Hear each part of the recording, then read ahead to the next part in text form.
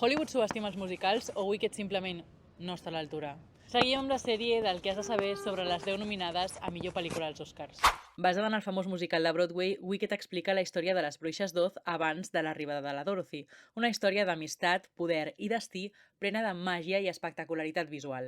La pel·lícula ha rebut nominacions destacades incloent millor pel·lícula, millor direcció per John M. Chu, millor actriu per Cynthia Erivo i millor actriu secundària per Ariana Grande, a més de diverses categories tècniques com disseny de producció, vestuari i maquillatge.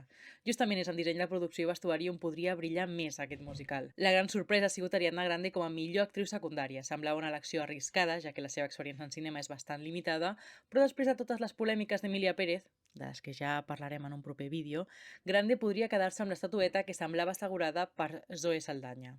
Pel que fa a la temporada de premis, Wicked ha rebut diversos reconeixements. Ha guanyat en millor direcció i direcció artística als Critics' Choice Awards, millor disseny de producció i vestuari als BAFTA i un Globus d'Or per l'èxit en taquilla, consolidant-se en els apartats tècnics.